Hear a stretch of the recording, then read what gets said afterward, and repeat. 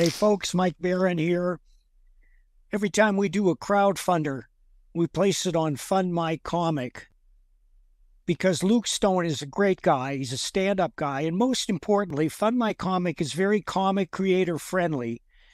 They won't kick you off if some purple-haired freak writes in and tells them to kick you off. His fees are also very low. I recommend Fund My Comic for any comic or graphic novel projects you intend to do.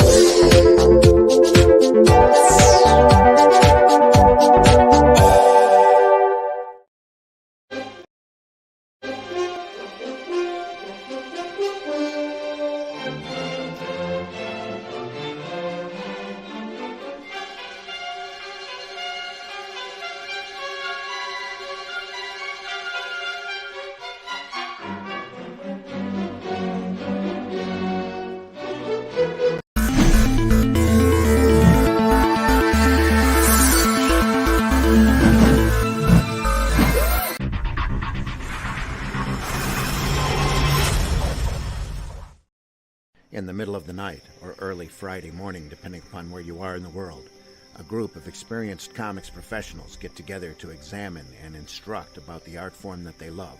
That's great comic artwork on Comics by Night, Fridays at 5 a.m. Eastern, here on the Indie Comics Network, indiecomicsnetwork.com. What was that? This is not a charade.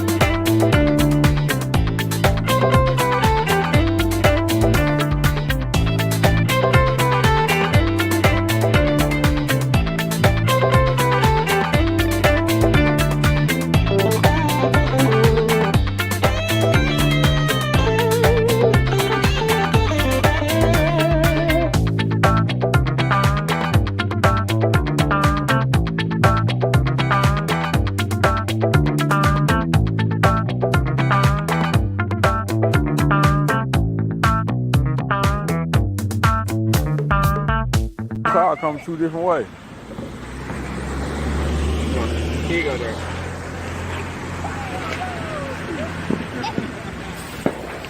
Bag up, bag up. Bag up, Terry. Put in reverse, Terry. Put in reverse. Oh, Lord. Lord, Jesus. Oh, Lord. Oh, Jesus. What you doing, Terry? Terry, what you doing?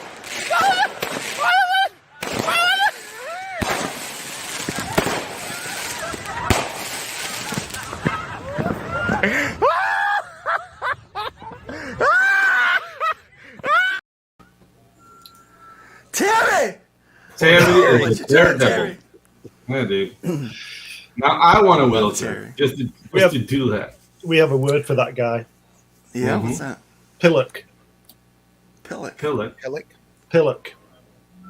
Pillock. Pillock.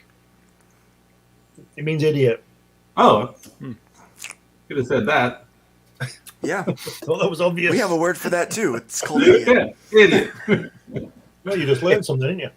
Yeah. Oh, we did. That's what this show's for. To be fair, I actually just forgot it already. Yeah. Ooh, that's a bit harsh. Pillock? Is that what you Pillock. said? Yeah, Pillock. Yeah. No, it's not to do anything with you, Glenn. It's that was only my second sip of coffee. It's the hour, yeah. That's an excuse. Yeah. Next comic story I write is going to have a guy in there named Pillock. Pillock. There you go. Pillock McGee. Hey. McGee. It actually means testicle. Even better. Even better. That is not a joke. That is a natural fact. I'm not a smart man. So guys, we're celebrating the 4th of July today, right? The 4th of July, It American is the Birthday. 4th of July, yes. With a Yep. Brit and a non-American citizen. We've got a general election today. We'll have a new prime minister in the morning. Major election. Oh, Yeah. that is major. Mm-hmm. What's the guy's name? Coming Rishi, Starmer. Starmer. Is this Keir Starmer. Keir. is this the gal that eats junk food and goes to raves? Parties? Keir Starmer? No, it's a man. Oh, that's a man. See, is that the Labour Party over there? Yeah. Yeah, that's the guy I heard was going to get in. If he gets in, it's going to be a lot worse. Yeah. You think so? Yeah, The whole country's going to go to crap. because he's an open borders advocate. Oh, boy. Oh, that's never good. Yeah. There you go. You see what ours are doing. See what ours are doing. You see, Nerd Bacon always with the uplifting news. Guys. Always with the uplifting. You know, I look at it. You know, I look at the current administration. Yay! Think about what you've accomplished. It's like a dumpster fire. Russ is You know calling what? it Starmageddon. That's right. Yeah. But you know what's going to happen today? We're going to let off some fireworks, Same as the old ones. blow some crap up. Yeah. I'm going to cook some stuff on the grill because nothing says freedom Save our quite like a smoking grill, Oh, yeah. right? Yep. smoking Yeah, grill. nothing says Yep. America. Like really America style. America. Yep. America. Yeah. It's America. America. So I want to thank you guys for holding down the fort while I took a little personal R&R away from social media and streaming. yeah. It was much needed. It's a healthy thing to do. Yeah, it's a healthy thing to do. Every once in a while I just got to step away. So I appreciate that. Of course, last week we did have Jen O'Connor come in. Oh yeah. Yeah. Oh, he was Jen a O'Connor riot. come in, yeah. I heard he sounds a lot like me. Yeah. He had far too much to say. Yeah, Yeah, his wife- his Yeah, wife question far was was, in too my- much. You couldn't shut him up for nothing. yeah. My question was, Crazy. did he have a book or something? Like, why was he here? Like, he didn't announce anything. No. It was just here to confuse the people. Like, is that Luke? No, it's No. It was just It was just on the shoulders of giants. I made the offer for him to promote his latest campaign. He said no. he did nothing. He doesn't do anything. It's no. He talks about doing stuff all the time, but he doesn't do a thing. Oh, Like, one that's of the thing those. that's the thing with Jen. That's a half a Go dozen Carl. people in comics right there. Yeah, Carl Usually and the ones on Facebook and X. Yeah. Yeah, He he's just- a professional comic book artist Can't right there. stop talking. yeah, he just wanted to get on. He just wanted to enjoy the platform for a little bit. Oh, I see. The spotlight, Yeah, the glory that is Nerd Bacon. yeah. I see. Yep. Soaking it up. Soaking up the rays of sunshine that it's Nerd Bacon. I'm back, baby. Rather Yeah, be there you soaking are. it up than sucking it up. So Yeah.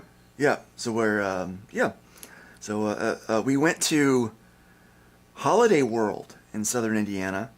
is that like Wally World? It is a lot like Wally World, actually. Cool. Holiday World. Quite similar. So Holiday World, it's got Christmas Land, Halloween Land, Thanksgiving Land, and 4th of July. I was just going to ask that. That's Oh, awesome. yeah, exactly. I Yeah. was completely confused. Like holiday. World? You have free sunscreen, Okay. and they've also got Splash and Safari, like a water park there. How do you know Oh, that's And you get free drinks. How do you know It's that's free real sun- sunscreen? But is it like a real don't. safari or a sorry safari? It's a splash and safari. Okay. You splash. So like animals pee on you? Like how does that work? Like Yeah, splash pretty much. safari? Okay. There's people for that. When you're here, I'll take you. Take you sometime. Yeah, thank you. Please Come on up. We'll go to Holiday World. Yeah. Holiday World. No, it's a fun place. It's a fun place. So went to Holiday World, and we wound up catching a couple of the shows they had there. Ooh. So there was a magician, really good magician. Awesome. Him and his lovely assistant did some nice magic. And then we went and we saw a high diving act. They have a diving act there. Oops. And then the last thing we checked out was like the Cirque du So whatever. It was a Cirque du So. Somewhat. Cirque du So somewhat. Yeah. Cirque du So. Cirque So somewhat. It wasn't. No, it wasn't Dulé. It wasn't like it wasn't. Dulé. So it was like these college kids, right? Like kind of hippie looking college kids. Hippie looking. And so we start out, and the ringleader, the announcer, this gal, she called herself the circus mistress, and I was like, oh, that's odd. That was different. That usually comes with leather and whips. Yeah. Right. Well, we're not too far off, folks. So it was supposed. So this is a family place, right? Like everything's G, right? G rated here, right? Well, they started pushing into an R. That's what they say about the libraries too.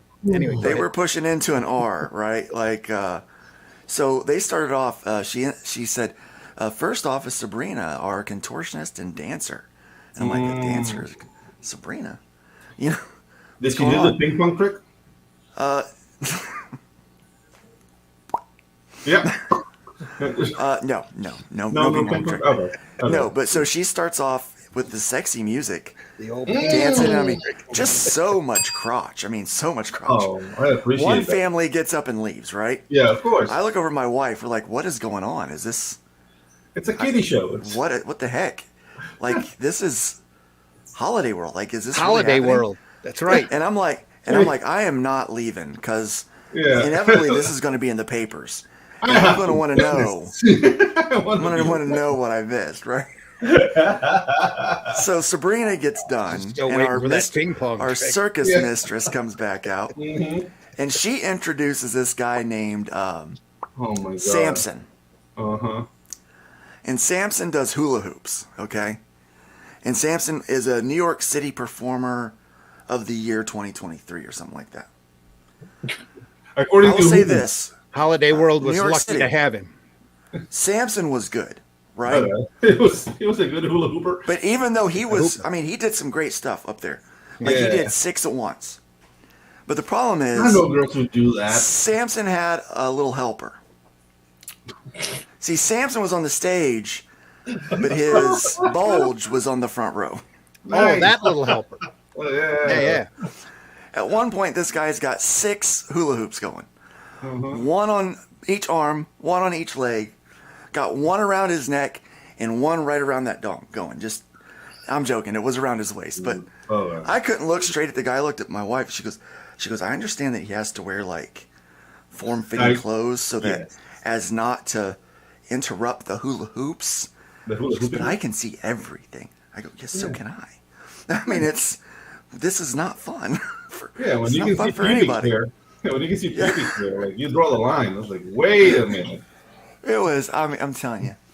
But I was like, this is crazy, and somehow, I was just too tired to get up and walk away. Holiday World because it was hot. It was like 90-some degrees. So I was like, I just stayed. You get kitty. You get a hot dog. Like it's a safari. I just like there was no animals, man. We use the word safari here very loosely. Yes, he sounds like an animal. Yeah, exactly. Yes. He had a little ferret with him.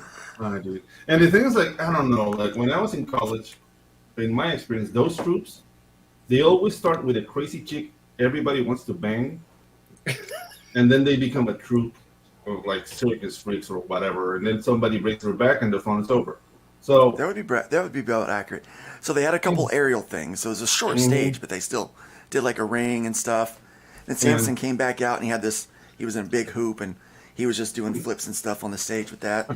Real cool. I mean, it was outside of once you can get past all the dong, all the crotch. I mean, there's just loads and loads of crotch from every performer. I mean, I felt like I felt like their doctor. Yeah, exactly. They should call that through crochet. It just crochet. Yeah. Cirque du crochet. Crochet, yes. Yeah. Oh, America. And here's the white nipple. It was great. Yeah, it was. But no, we had a really good time that day, and my favorite land is Christmas Land because that's where all the good snacks are. So yeah, I got a cookie and pops. You did get to see a cookie, right? Yeah, I got a cookie and a corn dog. Yeah, just. Oh man, but couple toes, couple knuckles. It was all good. I wound up running into the magician later on in the day, just walking around. Bumped into him, did you? And talked with him a little bit. Really nice guy. Boing. No, not like that. No, the magician. The magician, yeah. Like, Suddenly a sword fight broke out. Anyway. Yeah, exactly. Like, you want an autograph? You can get two. Me and my dog can give you a little autograph. It was, I'm like, oh my gosh. And so I ran into a couple of guys from our church. They had their family there. So they went camping over the weekend. I said, if we're all here, who's at church this morning? Right? But I said, look, there's a couple of shows. There's a circus thing. Mm-hmm. You might not want to take your kids to it. Yeah. Because they're going to wonder what's going on with Samson. Unless you want to learn something. Yeah. I mean, Sabrina doesn't wear a bra. And Samson is... It's endowed. Yeah. Beth. How bad was Samson? How big was Samson? I thought it was entertaining for the ladies. It was entertaining for the ladies. You heard that. See? If you cut off his hair, did he lose his power? That's what I would. Oh yeah, he did have long blonde hair too. There you are. Long blonde hair, and Randy wants to know if he cut off his hair, if maybe he would lose his power. If it just shrinks down to a couple raisins down there. Yeah, and that's the thing, like the way look, if growing your hair could give you that, I'm working on it today. The way you describe, you don't want to talk about. We don't want to even talk in that direction. That guy rollerblades. Like I know it. He definitely rollerblades. Yeah, I know it. He rollerblades. Must rollerblade. You must rollerblade. Yeah, with his blonde. Anyway, so how was your guys' weekend? Yeah. Pretty uneventful. Yeah, like dude, like I had a music weekend. I got to re-encounter 3 of my bands in one weekend. And I love Father Ted. For 3 different days. We're all there together. Sounds like. Yeah, they didn't get to see a guy in a thong, so now I feel kind of. He wasn't in a thong. It was a leotard. He didn't have to be in a thong. No, he didn't have to be. He didn't have to be in a leotard. Yeah, there's no need for that, dude. Like, I love Father Ted. That's a great show. Wouldn't even be considered a banana hammock at this point. No. So yeah, I get to play music all weekend and then come back to work. I feel renewed. Yeah. There you go. I'm playing tomorrow night at the coffee house. Oh, awesome, dude. Cool. Just me and my electronic band. Yeah. And my laptop. And a friend of mine is marrying this next weekend, and we're all telling him not to do it. But why? No, we're just joking. Yeah. No, she's an awesome chick. Like, dude, we love her to death. They already have a kid. But, dude, it was just like the whole night we were all like, dude, what are you doing? When I got married, there was this guy at the church. What? When I got married, there was this guy at the church that showed up, right, to the wedding. And we are literally, like, I'm literally getting ready to go in with my best man. Mm-hmm. And he goes, it's not too late to back out. Yeah, exactly. That was the attitude. I was like, what? Yeah, but it was a joke. Like, we love that chick. Like, that lady, it's awesome. Like, dude, they have a very, very white baby. Great. Like, dude, very white baby? Yeah, they're both white, but the baby came out, like, extra white. Like, They live in Panama? Bleached? Yeah. I mean, we got white people. You got white people there? Woo, dude. We're tired of them. Yeah, we have. Here comes another white person. Yeah. Oh, Jesus. No, the thing is that dude. Like we got the Spanish here. There's a huge like Dinner's ready. people from the Netherlands. We even have Scottish. Like the Scottish tried to make a colony down in Panama, but it failed and it broke the Scottish crown, and then they became part of Great Britain. So yeah, we have Insurrection also, Day. yeah, we have all sorts. You know, it's of, only treason if you lose, right? Yeah, exactly. It's only treason if you lose. Yeah. So yeah, dude, like they're having their wedding this Saturday, but we had like it wasn't really like a bachelor party because there was no like hookers or anything. It was just like the friends just drinking beer and shooting the shit. Sorry, guys, I'm thinking about buying a loop pedal. To do what? Loop? To loop my instrument. Yeah, no, but the thing is, like, it depends because sometimes you need a loop pedal or sometimes you need a sequencer because with a sequencer you can make like various loops one on top of each other. If you want to play by yourself and it's better to get a sequencer. I like playing with myself. Okay, yeah, we all do. Oh. I mean, even with our woman right next to us, like I play with myself. That's what she said. Yeah, I realized how that sounded. Yeah. It's easier than trying to hire a band to come along with me. I haven't been able to find solid musicians that I can, really like say that, hey, we're in a band yet. So yeah. But I'm good with like dropping a loop with like percussion on like the instrument, or using a loop. I use my laptop with loops that I've built. And it is. Yeah. I don't like actually I use my computer to do stuff, but I want to actually like do it live. Like I want to do some live looping. So I think that'd be fun. Oh yeah. Glenn, what about you? 1776. I just like. Listen, the house I grew up in is older than your country. Anyway, I just spent 50 quid this morning being told, I'm not complaining, being told my back was okay at the chiropractor. Good.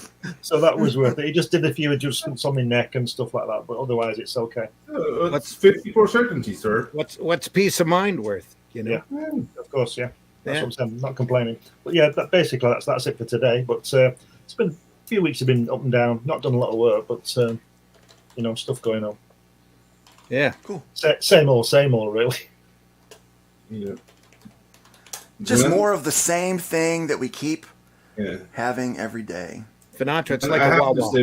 It's a wah-wah. No, it's like this here. I'll show you what it is. I'll show you what the looper is. Luke. Yeah. I don't know. I have to say boo to Glenn's story because he's always talking about art and very interesting things. This is his first like old folk story, and I don't like it. Tough. Yeah. I don't want to hear about your race, sir. The only reason I didn't go to the moon was because there was an ocean behind us and we couldn't replenish our troops. I'm looking at finding a used version of this guy right here. Boomerang. Yeah. It's called the Boomerang. So yeah, you can like record like on this one. You can record like a 1 bar. You can do like a 1 bar rhythm, and then if I wanted to do like a verse and a chorus here, I could put it in serial mode. So I can record like my verse chord and my verse and my chorus loop, or I could do like say I've got a 1 bar rhythm here, and I wanted to do a kind of like a 4 bar chord changer here. I could do that, and then I could do like a 2 bar a filler on top of it, and it would all just loop and sync together. And then with this little sidecar, it gives you extra buttons. So this one's like the original one. It was built it started in 1990. There you go. And I like old things. I like things that are kind of been around for a while because I know they work and that they're steady. So that's what I'm looking at. I'm gonna record it. I'm gonna use my dulcimer for it. Yeah, dude. Like the things like there's been a resurgence of that kind of like live format, and I don't know, like I love it, but there's like an autistic tinge to it all. Like I don't like people.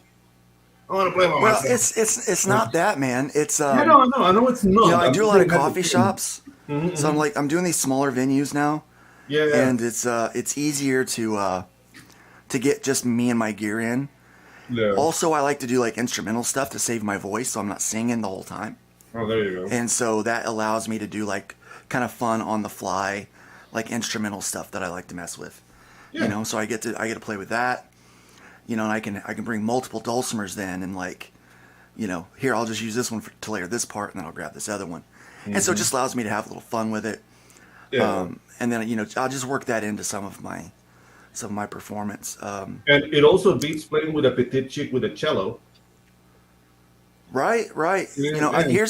here's what I found. I found that. So, I talked with a good friend of mine last night, who I've worked with comics here over the last couple of years, and they have been struggling mentally and emotionally with comic books right now. They have not processed, you know, kind of. We've had the opportunity to talk with each other. The whole thing with Ed Piskor was devastating to a lot of people. Yeah. Even people that weren't his fan. Like, I was not really a fan. I appreciated what he did. I respected his work. But I really wasn't, like, you know, a fanboy or anything like that. Like, go ahead, yeah. But to see how quickly allies will just turn on you, and, you know, and how his only course of action was that His he only felt way was, out, yeah. because his whole life, his business, his work, his hobby, his whole life was in comics. Yeah. It made me realize that I need to have a life outside of comics. Oh, yeah. Randy, you're muted. Randy, Randy. you're muted.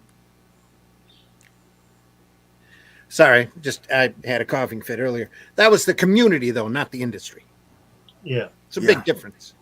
Ed Piskor saw himself as part of a community that literally turned his back on him, shunned him. That's what it was. And then shamed him and shunned him. And he felt that he had no other recourse.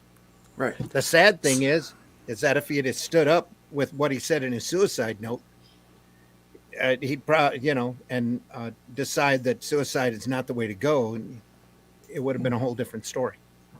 If he'd have just told people off and said, you know, legal age or whatever, and you misunderstood that you're taking everything out of context, it's ridiculous. Right. Yeah. I don't know the full details, and I guess we never will, but I think there are probably other things going on as well.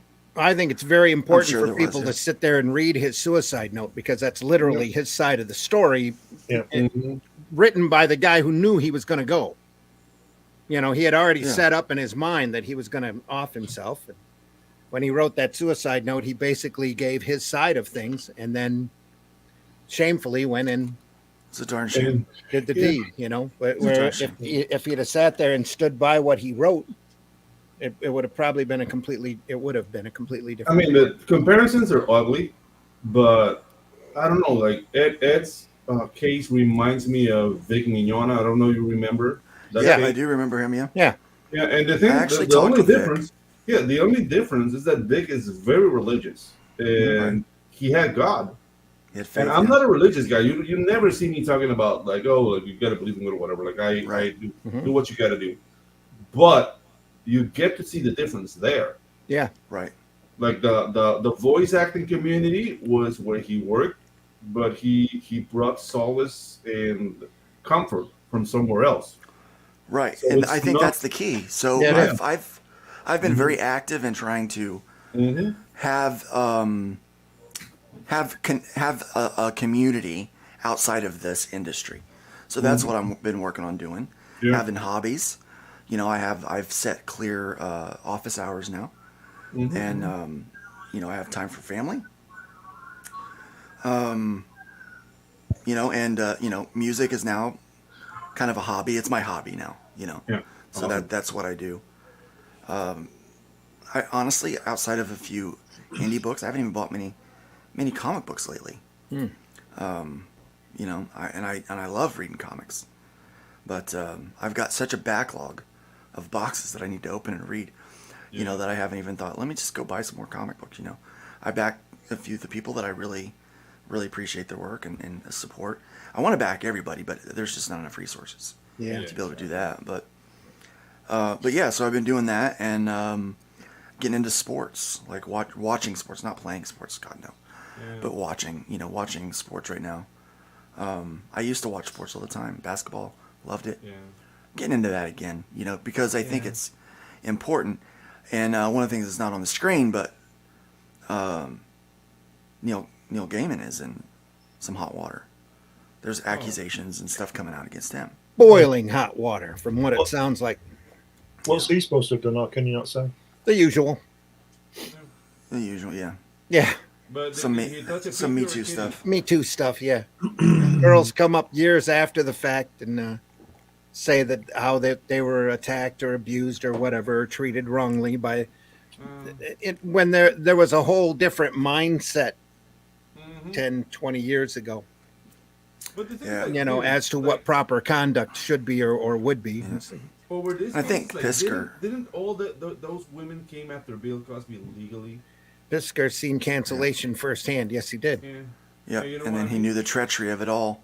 Yeah. Couldn't stand it. Yeah, Sinatra, I think you're absolutely right. A lot of these people do see it firsthand, and I think where Neil will be fine is because I don't think Neil gives a crap. Yeah, Well, right. some people get to a point where they don't have to worry about that kind of stuff. Where they have. Rowling is a great example. Right, Rowling yeah. just told everybody to go away. Just having- screw off. she's Go having on. So much You know. fun. I would think Gaiman's at that same level. Yeah, but Rowling wasn't accused of anything, was she? She'd had an opinion. Oh, If yeah, Neil- yeah, if Neil- hers if was Neil just an Gaiman- opinion. That's If what Neil- she was accused of. She was accused of having an opinion, Of being a turf. and she Well, it told was everybody true. that was stupid. Move on. Yeah. Yeah. I mean, okay. Well, I'm So just, I- yeah, okay. I was watching this show last night called That 90s Show, right? It's We're a sorry. sequel to That 70s Show. Where would you No, it's go? really funny. I really like Was it. it? Oh, okay. Yeah, I really like it. It's funny. So Red, it's the same characters. It's their granddaughter now that comes to visit them over the summer, right? And so that's so that they have time to make it, and it's not year round. It's only for their summer break. So she comes to town, and there's a whole they've got all the '90s tropes in there, and it's really funny. But Red, my favorite character in there, I feel like that's my spirit animal. His neighbor says, "Hey, you ran over my foot. You need to apologize." He goes, "I'm not going to apologize for something I did on purpose." So it's like, I was like, I think so. So like with Rowling, what I see with her is she is a TERF. She is trans exclusionary feminist. She's not a radical feminist, but she's she is but I'm with her. I don't think that a man who puts on a dress should be treated as a woman. I just don't see that. It's like, look, it's the same thing as po face for me. I don't know if you're familiar with what po face is. Nope. But it's when people that have had a well-to-do upbringing try to make it look like they know what it's like to grow up poor, yeah. So it's I think it's wrong, and so Really, but she's pretty yeah, it's short for poor face. I thought that Yeah. had something to do with Edgar Allan Poe. Like Yeah, they me were too. somber and drunk at the nothing, same time. no. Yeah, No, nothing to do with that. nothing to do with that. No, but so, but seems to be doing fine even without anybody agreeing with her. Oh yeah, Like she's doing just fine, right? Yeah. So Billions of fans will do that to you. it's a different scenario. What's going on with Neil? well, yeah, but they're still just claims at this point. Yeah. But everybody's going to take them as fact because of Me Too.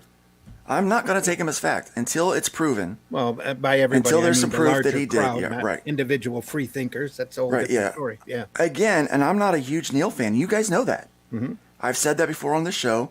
Our audience knows that Luke's not I think he's done a few good things, a lot of stuff. I'm just not, I don't seem to have the same kind of feelings towards it as a lot of other people do, but that's fine. It's art. It's subjective, right? Yeah. But I'm not going to cancel the guy. I'm not going to participate in any cancellation. If the guy did something illegal, at that point, let the law cancel him. That's what I say. Yep. Until then, I'm going to reserve the right to not have an opinion. And on it this should have been situation. brought up a lot sooner, like when it happened. Right. Yeah, dude. No. Yeah, that's the So- thing. Like, it's it's part of the phenomenon that those stuff happens and people don't come up for X amount of reasons. Like it Right. could be shame, it could be what, but what I don't like it's the public crucifixion without going to the authorities. Yes. They should go to the authorities and put the Yeah. I don't know how to call that because my English is leaving me today, but tell it to the proper use the proper channels. Don't use like media to say like this guy Right, in right. 1976 touched my hairy like dude.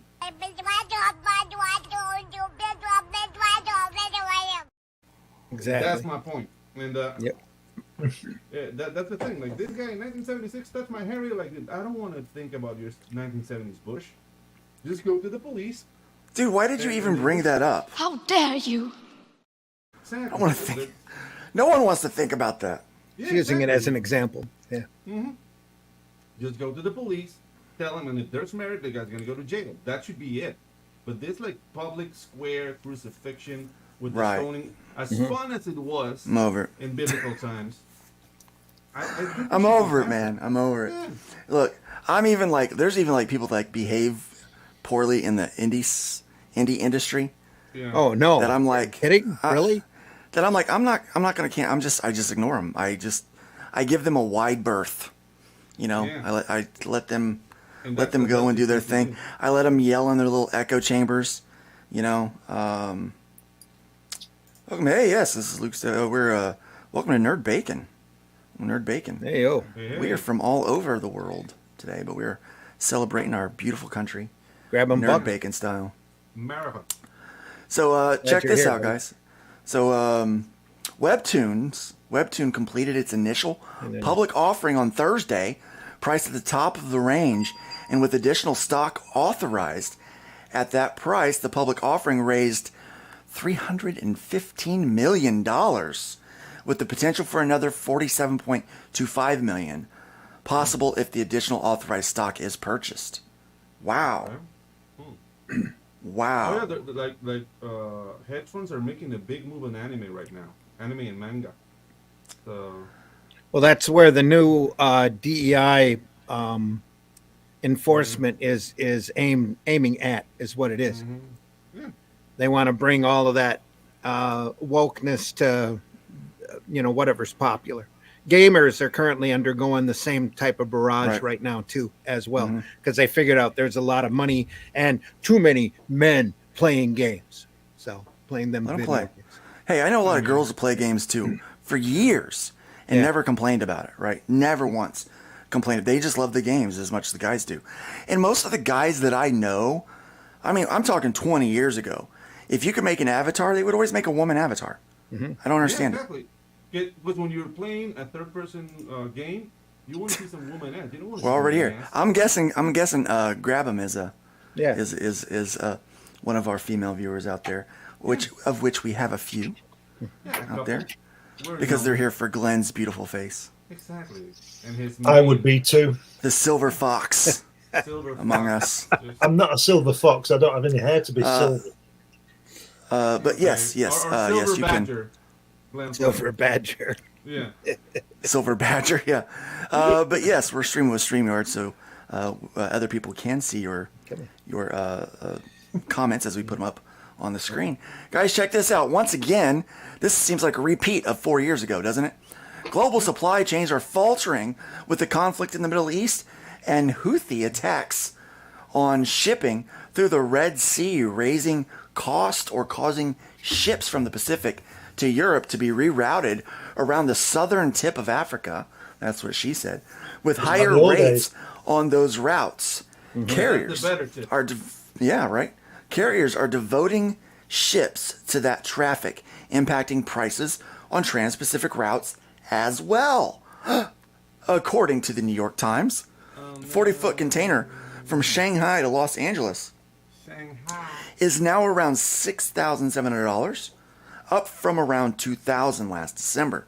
While a tripling of recent prices, it's nowhere near the $35,000 prices we were hearing at the peak of the COVID-related supply chain congestion. Yeah, that was pretty bad. But happening again during an election year, Big election for Glenn, his country right now. Big election in November for us. Our Democratic Party over here, they are the Democrat Party, not Democratic, the Democrat Party over here. They're scrambling, trying to decide if they want to get someone that's not. They're trying to decide if maybe the dead guy is not the right candidate for them. Yeah, like we don't want to have a forced president. It sounds like a great movie, but let's not do it in real life. It does, yeah. We had a debate. That debate was that was not a debate. That was a slaughtering. Yeah, dude. That was. And nobody cares, but like him or hate him, it doesn't matter. Yeah. Trump has charisma, and he took the floor. Like he mopped the floor up with Biden. It was so funny when he goes, I don't know what he said at the end of that last sentence, and I don't think he does either. I was like, boom, boom, that's going to live rent free in my head forever. Yeah. And then after it was all over, after I stopped laughing, I started crying because I realized that Biden has the keys to the kingdom here. I couldn't watch it for very long. I just felt bad in general. That guy, it's elder abuse what they're doing to that guy. I don't feel like it genuinely it's not right. It's not right. You know, I've never been a fan of him politically, but I don't feel like it's right to traipse him out like that. And it's not right. It's not right. It just amazes me that they haven't kicked the 25th Amendment up yet, because he was found incompetent to stand trial months ago. Right. Well, and that should have triggered a 25th Amendment investigation alone. Well, they're not going to, because that would put Kamala in charge. That's very true too. Nobody wants that. Nobody wants that. Yep. I don't even think Kamala really wants that. Yeah, I don't think she does either. Yeah, she would laugh. But if Hillary was up there, she'd be president by now. Yeah. Yeah. Oh, yeah. They would have taken him out. I have no doubt. Yep, they'd have taken him right out. Taking him out. Why wasn't Hillary Biden's vice president? She didn't fit the requirements. No. They had to go out and find somebody of color. Right. I heard they want to replace Biden with Jimmy Carter. Nice one, Grey Wolf. That's pretty good. I think Jimmy would do a better job. They might have already. Long live Russia. Oh no! They're going to think they're going to think we're part of the. Yeah. We've got Russian viewers. Right now, they really don't. There's something. They really don't have anybody. I need to share with you guys, though. Yeah. The new Panamanian president is speaking with the Argentinian president to get rid of the border problem we have here, which affects you guys. Mm-hmm. So, that would be great. Yeah. So they're we need some help. With the Darien Gap, and because the thing is that there's a I got breakfast here. Look at this. We need some. There help. you are. Help, man. Yeah. There you are. Awesome, Mom. Yeah. Make sure you thank your mother. Oh, dude, I love her to death. You know how lucky you are to as well. You should. Yeah. Yeah. That's exactly right. And that's the thing. The Darien Gap problem is we're getting boats from Africa delivered here. I don't know why they started walking from here, but that has been happening for the last 8 years. Yeah. The world is not safe out there. We need to help make the world safer out there. And the problems are too big for us to solve on this comic book show. Yeah. Unfortunately. And this is a comic book show too, not a political show with, right. With all the proper. Back in October of 2023, I did a news story talking about the declining footprint of DVD, Blu-ray, and 4K Ultra HD home videos products in mass retailers. Now we're seeing the movement of those products to specialty retail, at least for one major chain, Barnes & Noble, is doubling down on disc space in its stores, according to Media Play News. GameStop has also recently signed a deal to expand its disc inventory, and more record stores specializing in vinyl are also adding disc, according to the report. There's a lot of independent vinyl record stores springing up, finding that they can that business is actually viable again, because a lot of those old vinyl records are worth some money. They're key ones, just like in comics. And people still want DVDs and stuff like that. They still want vinyl, they still want DVDs. Yeah. So as while the numbers of releases is shrinking, it's clear that there remains a market of consumers, including collectors, for physical home media. Yep. Well, I know Justin Sweet wanted to watch a movie that was only on a streaming platform, and he messaged him I want to buy a physical copy. Why do you make this only available through a subscription, through your thing? I want a physical copy. I don't want a digital copy. I don't want a subscription. I want a physical copy of this movie. I'm just going to watch it whenever I want. And there are still people out there like that. Oh, yeah. I think it's why we still have physical people out there. books, right? Yep. Yeah. I think Exactly. it's still why we do. People like to own. Some people do like to own the things they like to own. You know, which is kind of like why I could use a laptop for my loops, probably. You know, with all that kind of stuff. But I want a physical pedal. I think it's the same with the artwork. One that's 32 years old. Yeah. It's the same. Guys, like, what? you're not feeling in the air that the streaming collapse is coming? Because this is not sustainable. Like right now, if you want to buy all the streaming services, I mean, talking like Netflix or Disney Plus, Amazon, Peacock, that's a horrible name, and all the others, like you're paying like $150 to get them all. They And didn't think so. they're not making the money. Yeah. You know, like the periphery is, even Disney Plus is not making the money. This is all going to collapse, and we're going to go back to physical. Like I'm predicting that. I may be wrong. Probably it would be like Netflix and Spotify are going to be like the future kings of all. But this streaming trap, because it's what it is. It's a streaming trap. You don't own anything. Adobe is on the ropes right now. Like everybody's abandoning Adobe because they have that subscription. Like you don't really own the software. Yeah, yeah. You've got to go back to ownership. Yep. I feel it in the air, yeah. Next week we're going to talk about Affinity. Yeah, I need another week to work with the software to get used to it. Next week we're going to talk about Affinity because you own that. You own that outright. Yeah. I like the idea of.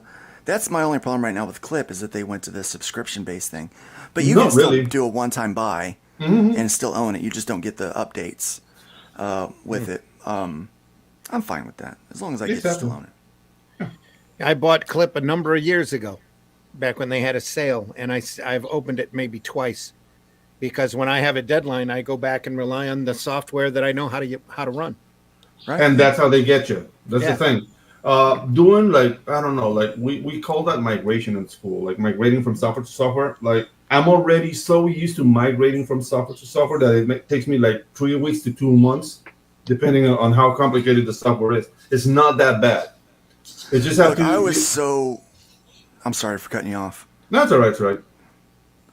I was so upset with Adobe a couple years ago. That's why I switched to Clip. I was so upset with them. Nothing worked right. It was just, and I knew I wanted to stay working digital because it's cheaper and faster for me to do that with a lot of this stuff. The only reason I can offer the prices I do is because I can do it digitally. I'll tell you what I don't like about that kind of thing is when they throw the software out there for people like us to find out the glitches and let them know, and then they fix it and give you an app to an add-on or whatever it's called. Yeah, why should I have to do that? Yeah. Yeah, give it to me. Just give me the fix. You don't buy a car and then find out it doesn't run without some kind of repercussion on that kind of thing. Right. Yeah, like the car might explode, but buy it anyway. Yeah. Good for a laugh. Hey, speaking of vinyl, I have a copy of the mono Sergeant Pepper. Really? Oh, it was released in mono, and then I think it was about a month later. So it was one of the first records released in stereo. My copy's mono. Cool. Very cool. Yeah. Also, check this out. CGC announced that it will begin grading home video discs. Oh, jeez. They don't have enough problems already. That sounds desperate, though.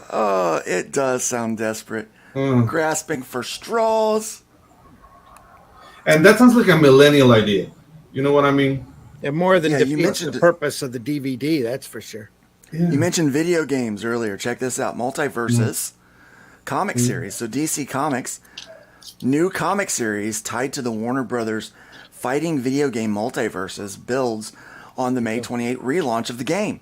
The video game, which featured DC and other Warner Brothers characters, was originally released in beta version in 2022 to a positive response with 20 million players by the fall of 2022. Its popularity dropped as the beta period dragged on, and it was eventually taken offline in mid-2023 in preparation for a relaunch this year. The relaunch has had some initial positive reaction with over 110,000 concurrent players on stream the first day, according to PC Gamer. Yeah. On Steam, sorry, the first day. The 6-issue Multiversus Collision Detection comic series by Brian Q. Miller and John Samariva will launch on September 18, starring the DC Trinity of Batman, Superman, and Wonder Woman classic, along with Bugs Bunny, a Star Child, and a witch from other Warner's properties. That sounds fun.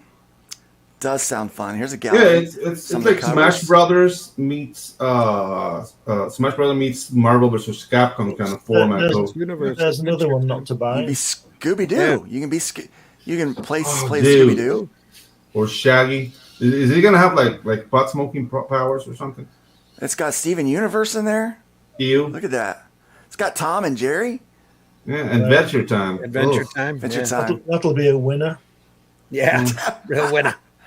Look, here's the thing that I think is smart about this. They're actually tying the comic book into the game because they failed with all of the movies.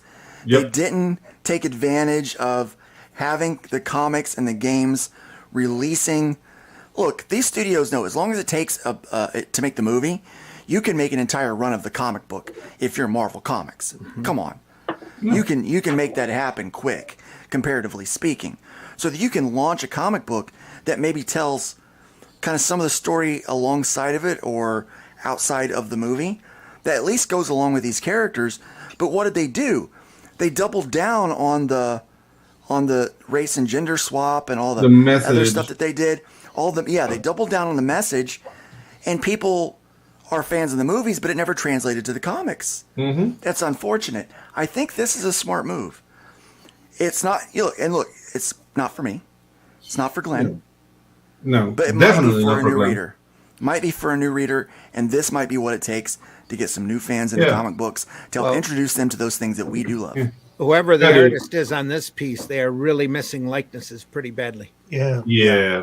But as sad as this is gonna sound, a game like this is a party game. Bad there. Yeah. No, like a game like this is a party game. So if they do it well, this might expose all this roster of characters to a whole new generation. Oh yeah, dude, I remember playing Super Smash Brothers. Yeah, exactly. We would get together to like role play. We'd order a big giant pizza, like this thing was like 4 feet, and we would just eat on that pizza and drink Mountain Dew, play Smash Brothers on our Nintendo GameCube. Someone would bring over, and then we'd role play until 1, 2 o'clock in the morning. Man, it's fun. I'm a grumpy old man. This is not a good picture. Right? I'm a grumpy old man. And we know that. If you have to put Bugs Bunny with Superman, that is desperation personified. Oh, definitely it's desperate, but it's good desperation. It was like a Frank Miller Batman. Yeah, this is not a good picture. No, not at all. No, this is not. I could do this cover in. Yeah, but at least don't they show the best they've got? You know, it's like when they do a movie trailer, they don't show you the crap bits, do you? They show you the best bits. Yeah. So if that's the best bit, that's really going to make me buy it. This one's not bad. That one's not bad. This one I kind of like. Yeah, a little bit better. I don't like that. That's why it's at the top of the article. Yeah, shouldn't Batman be a little bit scary? Because that Batman doesn't look scary. He don't look scary. He looks soy here. Yeah. With his cape. His cape looks weird. Batman looks like he's got wings. They gave him this short cape so that they can have the other characters in the back, which means they shouldn't have had him in the front to begin with. Yeah. I mean, there's ways to fill that up. Yeah, there's ways to project that cape to the back. Yeah. You know what I mean? There's also ways to just pull that cape sleek down to his body and make him still look cool, and then be able to fit everything in, like a silhouette. Like this is instead of this little soy cape. You know how they don't the people don't read the source material anymore. I bet that drawing was done, and somebody said, "Hey, you forgot Batman's cape." Right, probably because the person didn't know he had a cape. So he gave him a Red Bull. Yeah. Here's what's cool, guys. Check this out. You know how we give away comic books and Alterna does free. They do the comic book stuff for Halloween. Marvel Comics has revealed the plan for its 2024 Trick or Read titles, special reprints for use as Halloween giveaways. I think someone's taken notes. Yeah. from the indie scene, because we do this all the time. Beat Shoot. Alterna does it. Arrow does it. In fact, this year we'll have special bundles up on the ArrowComics.store for some of those boxes that we have so many of. We'll be selling those out dirt cheap to people. Yes, What's this dinosaur versions of the FF? What's all that about? That's exactly what it is. Dinosaur versions of the FF. I was going to try not to read that for Glenn's sake. Oh my god. So they're doing the Fantastic Four, but they're doing them as dinosaur. Same thing with the Avengers. Kids love dinosaurs. Covered by Alex Ross, too. Covered by Alex Ross. It's a beautiful cover. Look at that. Uh-huh. Well, it's a beautiful cover. It's a Doomasaur. Yeah. It's a Doomasaur. Whoa. It's Spider Boy. No. Yeah. Look at those shoes. Yeah, that's. We have real shoes like that now. Yeah, big feet. The big feet shoes, yeah. That's going to help him stick to walls. Oh, that's cool. Yeah. Yeah. All right, I'm down for that one. Venom that one looks cool. Okay, is it the lighting or is he red now? Kylo Ren. Oh my gosh, Kylo Ren. Yeah, Darth everybody Tantrum. loves that. Yeah. Darth Tantrum, yeah. Yeah. Darth Tantrum. That's funny. Oh, that's cute. Look at that. That is. Yeah. Chibi Spider-Man. That's real cute. Oh, look at Aww. Goblin in the back. Beast Boy in the back. Yeah. It's Goblin. Oh, it looks like Beast Boy. Yeah. It does. Yeah, when you try to make Goblin cute, he looks like Beast Boy.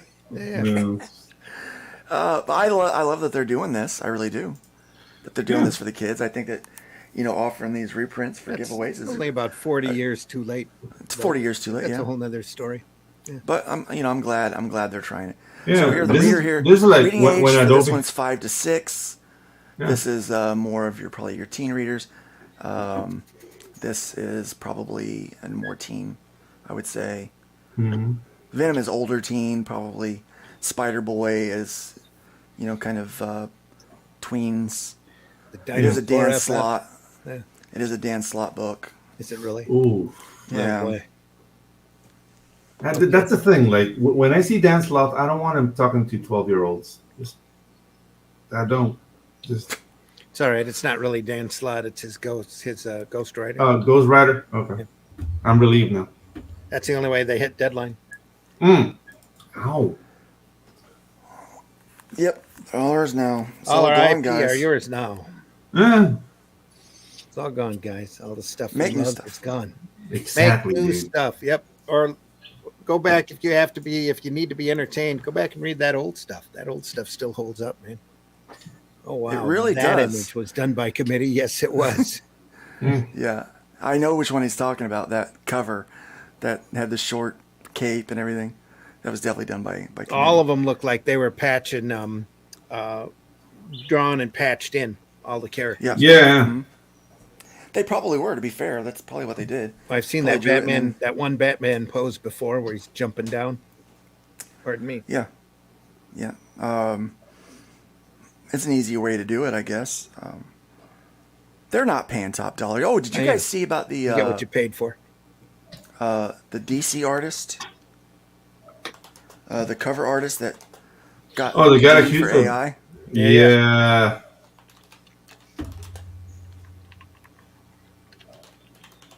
Let me pull up the article. It's embarrassing, man. Well, like I said, if DC is going to come down against AI, they need to also come down against ChatGPT. Yeah. Really no hard. one's gotten caught there yet. So many of them scripts are so soulless and lifeless. They had to have been AI, done by AI. There's no doubt in my mind. Francesco Mattina, who is actually a really talented artist, doesn't have to use AI, but he is known for photo bashing. Like he'll take other people's art and then paint over it and like manipulate it. Well, he came from the game development, like concept art development world, and that's what they do. Mm-hmm. There are tutorial after tutorial on how to do that for these game concept artists, because they have to work at such an insanely high pace, but it has to be very beautifully rendered, like what it would be in a video game. So they just take photos and 3D objects, paint over them, render them a little bit, and turn them into a cover, or turn them into to storyboard arts. Yeah, and concept so, art. Yeah, concept art. So they do that. It's always been known that they do that. So he comes over to comic books. People get upset that he's doing that, doing some covers like that. People are saying, well, he's swiping our art. This is too close to this. That's what he does. That's the kind of artist he is. That's what they do. What made you think that there was going to be anything different, right? Yeah. So I never really had a problem with that, knowing that that's where he came from. But these guys, of course, they're going to use AI now. AI has made their life and their job a lot easier because now they don't have to go find those elements. They can prompt those elements and then do some painting and manipulating. Well, he did a cover for Superman and he missed the bottom of the S. He didn't fix this. He must have been in a rush, right? Mm-hmm. So now it's clear that he's using AI to do his covers for his photo bashing style, right? Which, and I know, I can see Glenn's got, he has zero expression on his face, but I know what's happening behind those eyes. I know exactly what Glenn is thinking, right? Photo bashing style. Because it's what we're all thinking, right? Yeah. So when this come out, they took him off of all of the covers that they had him slotted for because he was using AI. It's clear that's AI. Like, that's an AI artifact. That's a mistake, right? That he didn't get, So, and we knew this was going to happen when we started talking about the AI thing. That people, rather than use the tools as a way to improve their work or a way to kind of streamline some of their stuff, they were going to get lazy, and it was going to make them lazy. And they were going to use it as a crutch. And here is an example. And not only that, it proves that the editors didn't catch this. Don't care. Because you know who caught this? The internet. Yeah. Fans caught that. They're like, oh, hold on a second. As they always do. It wasn't an editor at DC. So we've proven two things. That AI stuff is probably running rampant through these big publishers, right? And that a lot of artists are using it as a crutch, creating weaker artists. And it proves that editors are pointless. Why do you need an editor to look at something and not catch that? That's their job, right? Why are you paying that person? A lot of these companies, the only people they have in office, the only staff members they have are editors. Yeah. And they let crap like this go. And but not only that. April O'Neil. Yeah. Yeah, not only that, but aren't those editors like paying like misery wages too? Like they make it like 30K in New York. Like this is bound to happen. Like these guys have to be editors and work at McDonald's too. So like this is a self-inflicted wound. Like I don't know why everybody's surprised now. This is another image that he's done that people say is partially swiped. Swiped from photos. Which again, he's a concept artist, photo bashing. That's what they do. Top of the morning to you. But that's every day for him. But getting called out on AI is where DC has drawn the line. Yeah. They drew the line there. Crazy stuff, huh? Not that crazy. If I'm completely honest, not that crazy because this is to be expected. These guys don't respect artists, don't respect the art form. They want to pay you whatever they want. If they see a tool that's going to give them like the results they want faster, they're going to use it. So it's on the customer to say if it's going to put up with that. Like, tell me an AI story, please, Mr. DC or Mr. Marvel. Great point. If you pay someone to create something, then they should do more than say, AI, do your thing. Yeah, exactly. Yeah. There should be a lot of work involved in that, yeah. Mm-hmm. But there just has to be respect for the art form to get that kind of mindset. And they don't have it. Yeah, they don't have it. They're just like, okay, it's a corporate suit saying like, how can we maximize profit? Maximizing profit. Yeah. Well, comics, that's how comics started, was to maximize profit, to be honest. Mm-hmm. Yeah. It kept the presses moving, and it gave them something extra to sell. It was, let's put all of the comic strips into a little book form, and we'll sell that, right, Randy? Yeah. You were there for that. No. Wow. That's the history of it. Can I say something that might be controversial? Why not? By all means. That's what we do here. Yeah.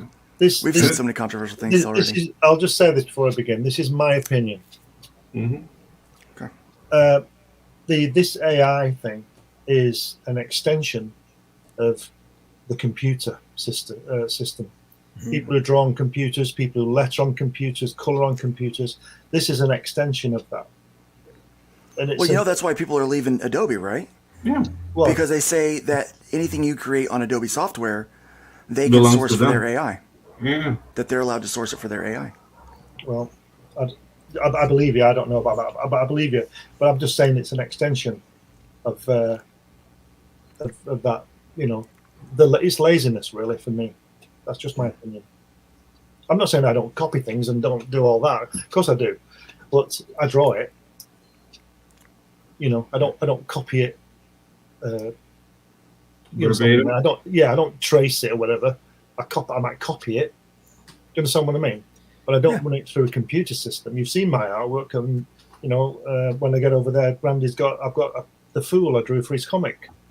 Original artwork. He's going to get that, and I don't get it. I really don't get it. But no. Let me come back on that. I do get it because it's quicker.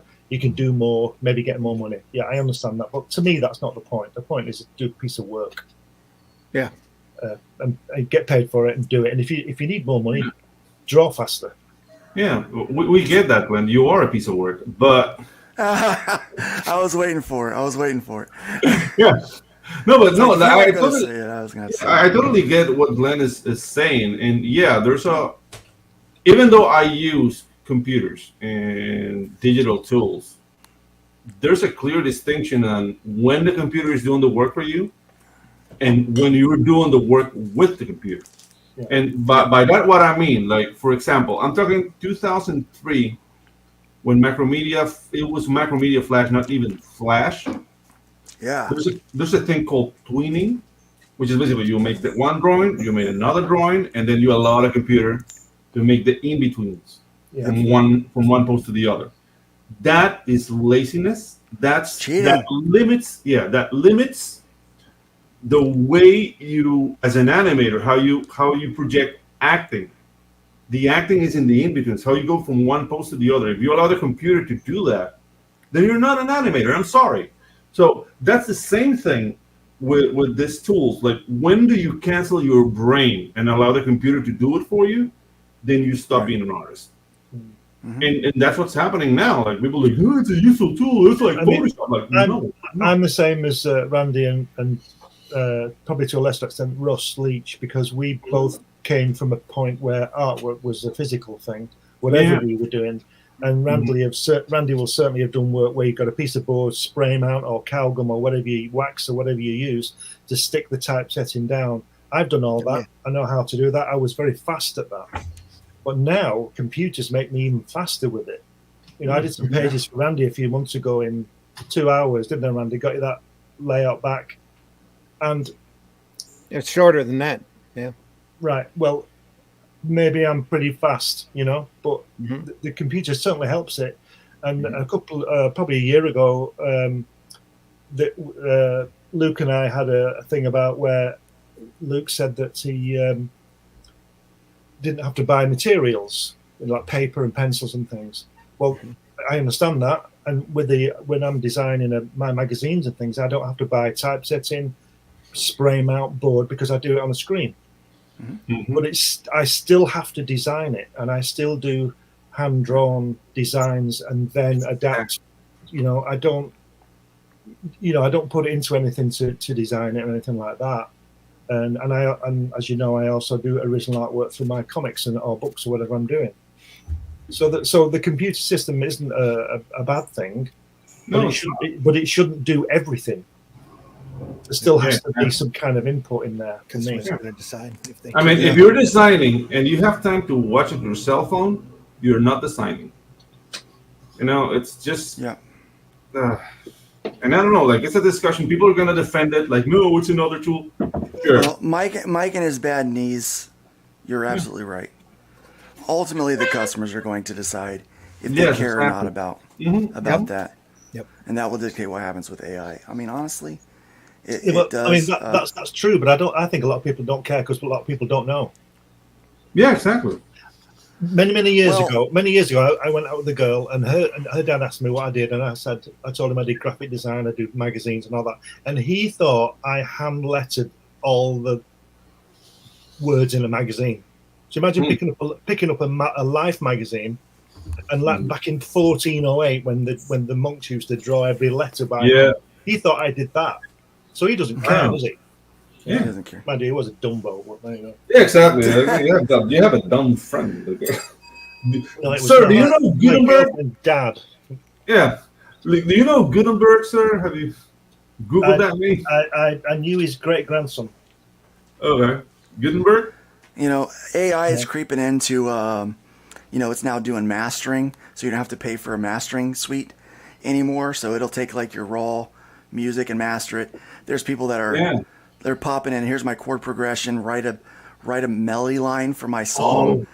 Like there's all kinds of like AI is taking over in a lot of these areas. But here's the problem: it's a solution without a problem, in my opinion. Mm-hmm. Like no, the problem we didn't really lazy. need it. Yeah. The problem is it's late. Just someone thinking, hey, can we do it right? Mm-hmm. At least back in the days when I've kind of fallen in love with electronic music, like synths and synth bass and all that kind of stuff. Mm-hmm. But the old stuff where they had to like tweak all of the filters and choose which filters they were going to run that process that signal through to get that tone. Like that stuff, it's just neat to me, and I love the music that they come up with. Yeah, like Kraftwerk and that kind of era. We're talking like 80s. Yeah, Kraftwerk. Yeah. Like the song Cars, Mm-hmm, that dude. What's his name? British fella. Gary Newman. Gary Newman, thank you. Gary Newman's still making music to this day, innovating what electronic music can be, taking the newest tools and making a really good music with it. And so I think, I would hope that there would be a way that, like with music, how those tools were integrated with music and it became a way for artists to make something cool. Musical artists, that is. I just don't know that with the way AI is operating right now, that's really possible. That it feels more like the situation here with Francesco, that he just had it prompt something and then forgot to fix the problem, forgot to fix the error. It was quick and lazy. That should have been easily caught. Something as important as the logo on the chest is going to be seen. But you know what? What's the problem, Luke? It has to do something with the human brain. It's so easy that we don't value it. We value things that are hard to accomplish. If we're struggling, we pay attention to what we're doing. But this thing is so easy. It's too easy for it to slip. Little mistakes like that are gonna slip because we don't care. The computer's doing it. I'll check it out later. So I was watching this popular music YouTuber named last name Beato or something like that. Beato. So he'll do like Beato. Yeah, Rick Beato. Yeah. And so he was showing he found some analytics and he was sharing. He said people don't care about music or art anymore. Mm-hmm. He goes, this is pre-code, like this is the search results for music in general, and it dropped, like it went up here, went all the way down here, and he said that so maybe it's just music in general. So he started going by genre. They'd all dropped, every last one of them dropped. A couple of them had like a little bit of a spike and then back down, but they'd all had less. And he said, look, and then he even showed art, like people looking up art. Like people don't care about that. He says, but you know what is growing in the Google searches? Social media. When he types in social media, it went from here, jumped like 200-300%. People care about social media. They don't care about. They're stuck in that world. they're stuck in this fake reality of twatter and farce book and all of that stuff. They're stuck in that. Happy 4th of July, Woke Breaker. Happy 4th of July. Nobody wants to get out and spend months learning an instrument, years learning an instrument, becoming great. Oh, dude, yeah, that's for dummies. Nobody wants to grab a pencil and spend months and years learning how to draw the human anatomy properly. See, if you need any proof with music, if you take Sgt. Pepper's, right? What a fantastic, groundbreaking record that still is. 60 years on, still is. Yep. But at the bottom of it all, and okay, they were using a new 16-track, brand new 16-track machine. Yep. Wow, the things that they could do with that, and they did. But at the base of it all, right at the bottom of it, the foundation of it was that those guys could play, and they could write. Right. Yep. And they could sing, and they could do all that. Mm-hmm. And then George Martin was. That's the thing. That's the thing with technology, Glenn. Like, for example, a complete purist would say, like, well, you grab Frank Sinatra, for example. Like, if he was going to record, it was only one track. Every have to be perfectly rehearsed, know the song to a T, and it's one take. If somebody messes up, they have to start all over. So there's more merit in what Frank Sinatra did, what the Beatles did. But creatively, can you really touch the Beatles? I don't think so. So that's the thing. Well, like, and look at what Queen did with Night at the Opera. Yeah. I mean, they layered so many voices of their own voices to get those. I mean, it's beautiful work. Yes, but it was still their voices. Exactly. That's the point. It doesn't matter how many times you multi-track John Lennon's voice; it's still his voice. Whereas now, it seems to me like you're just chucking it out and everything, and it does it immediately. So I will say this though. Mm-hmm. I said this about so there are people that complain about Eric July's comic book. He doesn't know how to make comics. And my point is, I don't care if he makes it with a crayon. If he's got people that want to buy it and enjoy it, then I guess it's not my problem. Well, not my problem, right? That's what I said before. People don't care. People don't know. Right. They don't know. Right. They don't care. They just want to read it, and that's it. They don't care. Yeah. So, well, it's not just they want to read it; they want to own it to be part of the club. Mm-hmm, yeah. Everybody else is buying it. I need to buy it too. Maybe most of those books don't even get read. Really, honestly, I don't care about all that. I don't give two craps about it. Yeah, I don't either. My thought is right in line with what Mike and his bad knees said. If people are buying it, that's what's going to dictate the market. The consumer decides. The consumer decides. That's why so many comic book artists have made the switch. I remember when digital first came out, like when you could start drawing on a computer, like it was no, like it was bad, right? And people didn't want to do it. It was only traditional art and or classic art. Not now it's classic. And do you draw classically or modern?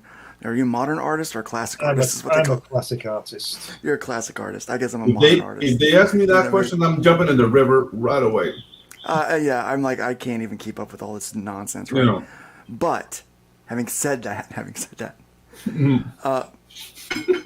the market dictated, and now the majority of these books are being drawn on Photoshop or Clip Studio. Mm-hmm. That's where the majority of this stuff is. There is a good chunk that's still being drawn traditionally because those artists know, hey, I can make extra money off of this by selling my original pages because the studio allows them to keep them. So they're like, all right. So if they're doing a job that they think is they may do it traditionally. And I totally agree with that, if that's what you want to do. But there are so many people that are doing work now digitally and it's widely accepted where it wasn't before, right? Mm-hmm. I wonder if there's going to become a point where AI generated comic book pages, if the technology gets good enough to where it can do it, or at least like covers like this, that at some point now that it's frowned upon, will we get to the point to where that is embraced because people don't care? As soon as I'm sorry, Glenn, go ahead. I was going to say, in the football or the soccer, they have this thing now called VAR, video assisted ref. So you've got the guy on the pitch, and he's not sure.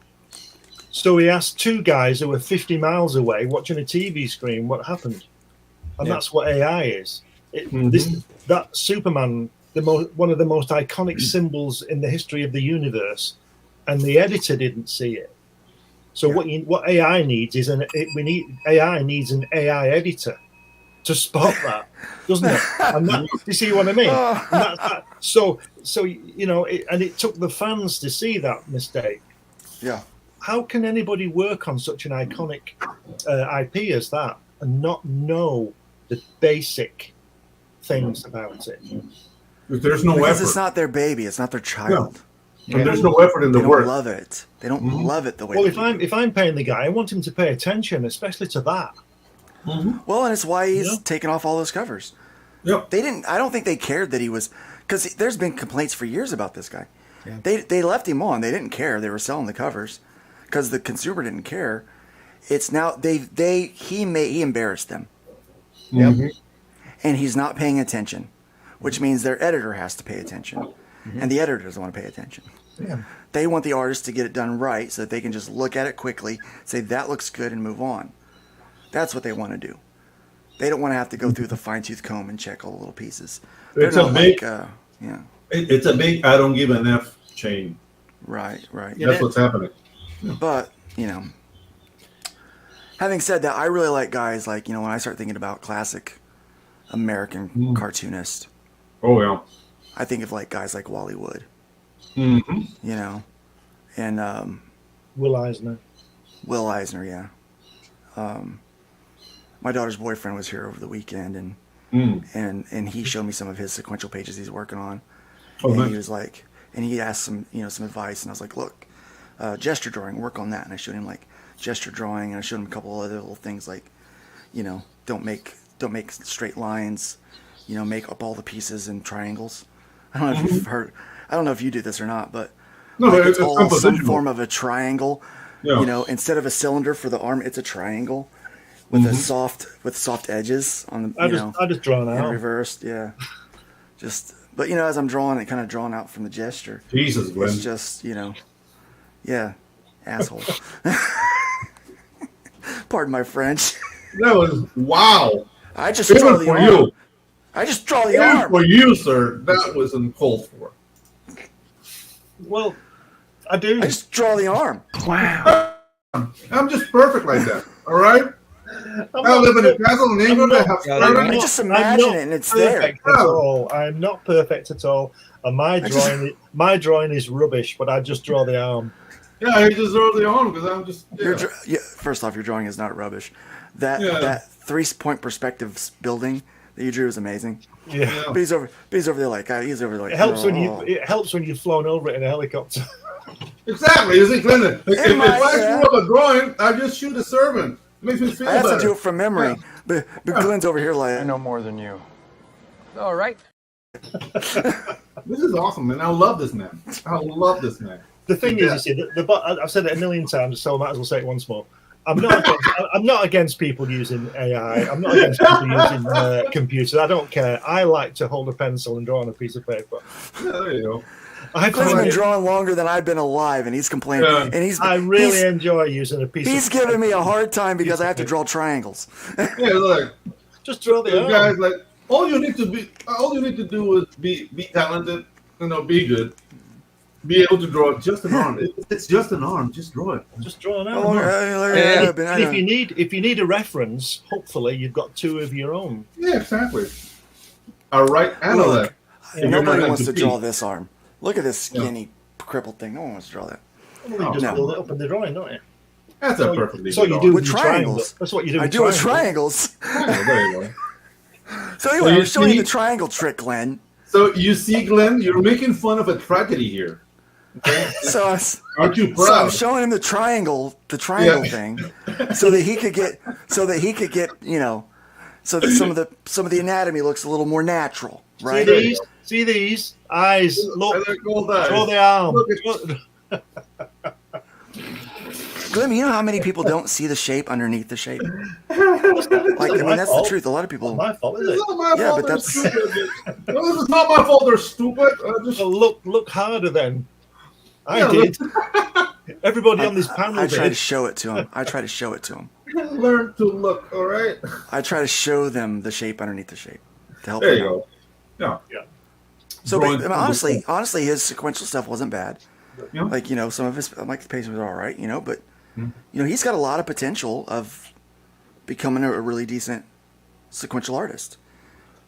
But his goal is to draw manga, Oh, not American comics. Well, he just lost A it, very- didn't a very Gen he? Z He just goal. lost all credibility there, didn't he? No, because that's what people want now. Yeah. That's what these young people are reading, and that's what they've fallen in love with. And the way we are about comics is what they're in 20 years. Last That's two how they're going generations. to be. Yep, last two That's how generations they're going have to been chased off. Yep. Yeah, in 20 years, they're going to be having Nerd Bacon talking about manga. Yeah, instead it's of- gonna be like instead of comics, nerd ramen or something. But Nerd ramen, yeah. Yeah. Nerd yeah, but ramen, yeah. that's the thing. Like, I don't know. Like, I'm a long Nerd thinker. pho. Yeah, Have you I'm had like pho? a It's long-term delicious. thinker, and I might be dead by then. But the fact that all the attention is going to manga, it's good for us. In a way that we're gonna be free to do what we want. We're not gonna have like a Marvel or a DC or not. I'm already free to There's do no what I money want. in it. I was it. I'm already free to do what I I'm want. sure. I'm sure all our fathers have said this because I'm pretty sure my dad said it. But I'm really glad I'm not starting out today. Yeah.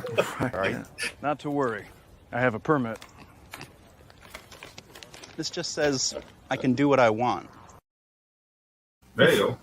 You've And got that's to the get- thing, right? You've got to get to this age to know that. Mm-hmm. Yeah. Yeah, starting out today is difficult. Yeah. Could I you think it's imagine difficult. I think it's wanting to be a traditional artist, Difficult. wanting to draw with a pencil, wanting to draw the actual lines yourself in a world where AI is threatening to take over? Yeah. And not only that, like if you want to get into the circles of artists, you have to be a communist and be into a lot of things I was you don't looking really at want to be in. Yeah, I was looking at some John Buscema roughs the other day, and it's all there. I wish my finished art was as good as his roughs. Mm-hmm. Right. And I know he was the artist on Draw Marvel Comics, the Marvel way, whatever it's called. Mhm. And on his roughs and on his pencils, there's not a tube in sight. No tubes.